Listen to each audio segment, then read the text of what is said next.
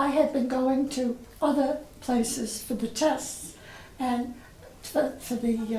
when I went to this one, they tested my hearing because my husband said, you don't hear anything. So we went and they took it, and then she said, when are you coming back?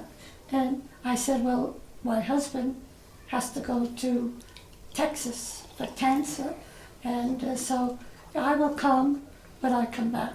So we went there, and excuse me, my husband died, and then I went back, because the last thing he said to me was, get your hearing aid.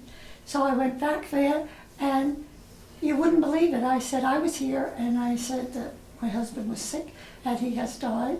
And so I said, could you explain to me what needs to be done? And she said, that would be very boring. And I said, yes, it is going to be boring, but for you, not me, I'm leaving. So then somebody recommended, fortunately, John and Pat, and that's where I ended up. And I will never leave. Couldn't be better. They are so good to me, and I can go in any time, and they say, what do you need? And they come out and help me, even without an appointment. Excellent. My husband told me, you can't hear. We got to get you a test take. So that's what started it, and we went to this place, and never go back again or recommend it to anybody, whereas I recommend Pat and John to everybody. And they all keep thanking me. Well, you know, he said, I can't hear you. And I said, that's because, you know, you're always mumbling. And so I said, oh no, I'm not. He said, yes, it's true. And so working with this other place, and then being in Texas, and I came back, people said, forget that place, go up the corner there. And so I did. Best thing I did. Well, I wore them. Well, my husband last week was deceased 15 years, and that's when we started out. But fortunately, I got to come here. So it must be 15, but I didn't get the good ones till I came to Pat and John. They couldn't treat me better, really, or anyone. And when you come in, you know, they say, hello, Gloria, we'll be with you shortly. And then do whatever I need, or if I don't, they say, let us examine your ears anyway to see if there's any need to have an improvement.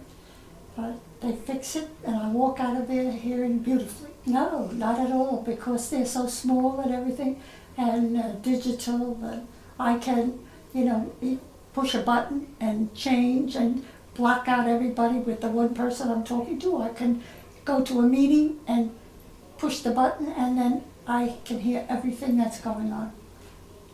They look fine, and everybody says to me, I didn't know you had hearing aid. I said, I do, but you can't see them.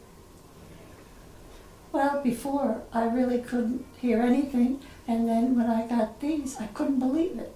You know, how I could hear. I wear them all day, and then at night, I take one out. Because I have to have one in, because everybody says to me, didn't you hear that storm last night? I said, no. So I take one out so I can still leave one in. I don't know whether that's the right thing to do, but it works for me. And I would like to say something about, you know, the place that I go, about honesty. Excuse me. Now, when I was out to lunch with a friend of mine, and she was going like this, you know, I said, you don't hear anything. She said, you sound like my children. They're bugging me to get a hearing aid. I said, you gotta go to Hoglund's. And so she said, all right. And so the next day, she called me up and left a message, because I was out. And she said, oh, wait till you hear what happened there. And I said, I'm not recommending anything to anybody. So I called her back, and she said, Gloria, I went there, and those people are so honest. I said, I need a hearing aid. And they said to me, before we talk about hearing aids, let's check your ears, the wax. So they checked, she said they checked my ears, and then they said to me, you don't need a hearing aid. You're filled with wax. I'm going to take that out. And I said to her, Anne, I said, you know, I said, I would always go there because those are honest people. The average place you go,